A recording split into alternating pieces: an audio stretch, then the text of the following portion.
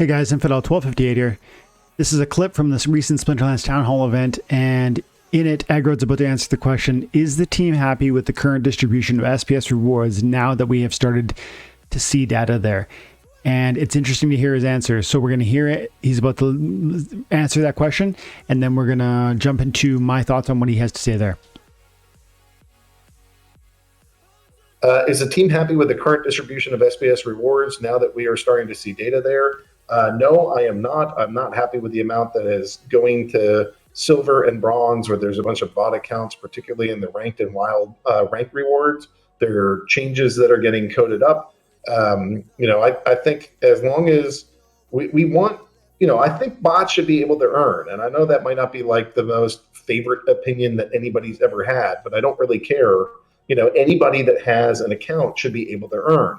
I just think that it needs to be based off of your skill. It has to be based off of things like your stake, the number of cards that you have, what level you're at, and it has to be that you're able to earn because of how much you're participating.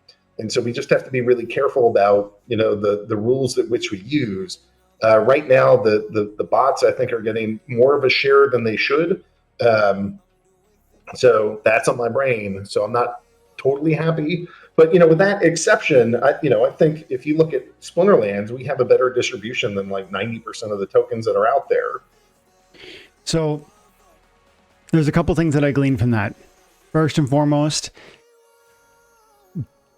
one more reiteration of the fact that Splinterlands has no intention of ban hammering bot accounts. They have no desire for that. They have no intentions for that. They have been crystal clear that if you have an account, and even if it's run by a bot, that's perfectly permissible, so long as there is no exploit that you're taking advantage of that circumvents kind of standard protocols available to a human. And at times that target has not been reached. There have been moments or ways that bots are able to exploit the game, and he is almost pointing to one possible way at the bronze or the silver threshold in the game right now, where they're perhaps getting too much, quote unquote, too much value, too much reward for considering their investment of finances, considering their time, considering their talent. And so clearly there's intentionality around targeting those specific he didn't use the word exploits, but let's say opportunities that he feels are not commensurate for the contribution to that they're making to the ecosystem. So there's an acknowledgement and an understanding that rewards absolutely are going to and will keep going to those sort of bot accounts, but an acknowledgement that the target around how much is reaching that community is not commensurate with their contribution, with their talent, with their investment in this space. And I think that's consistent with what they've always said, and it's part of this ongoing, probably, almost like a arms race between the developers and the bots, because clearly whenever you create a set of rules, there is a way, there are players and individuals in bot farms that will understand those rules and try to within that rule set extract maximum value.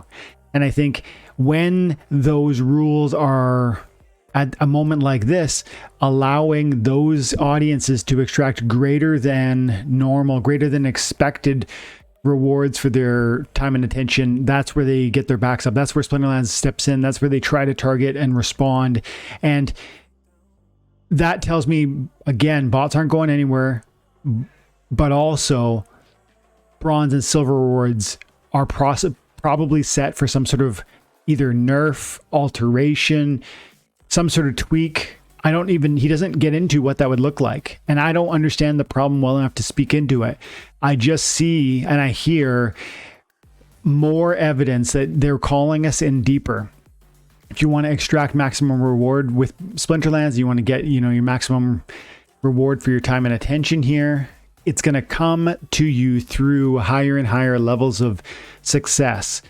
Fortunately, that doesn't necessarily always mean higher and higher dollar value contributions, because like we've pointed out recently, there are ways to rent to play. There are ways to buy certain key cards for a few dollars to then generate rental revenue off of those and leverage that value to accessing cards to play.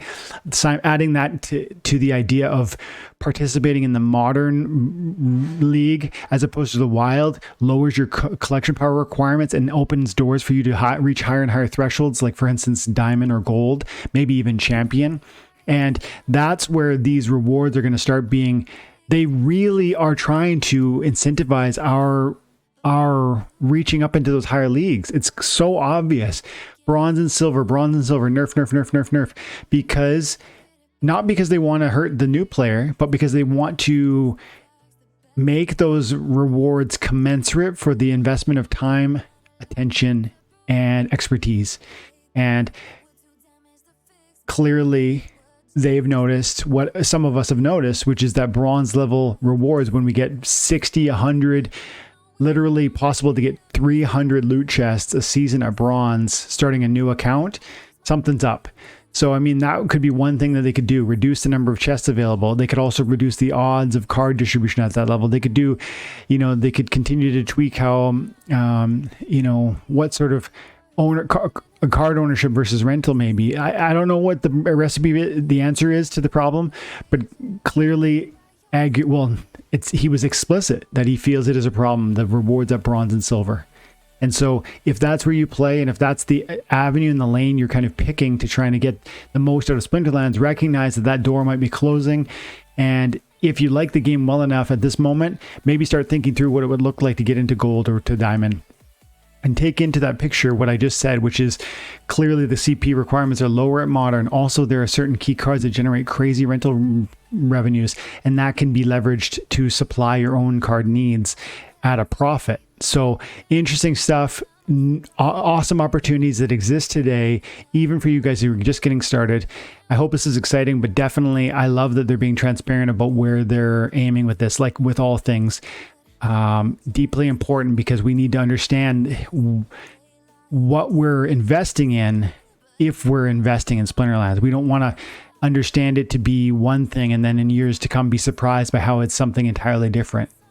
And as far as I can see, they've always pointed in the same direction, and they are continuing to move toward that target every single day, week and month. So I'm loving it. Let me know in your comments below on what you think about what he meant by that. And thank you so much for your time and attention. Have an amazing day. God bless.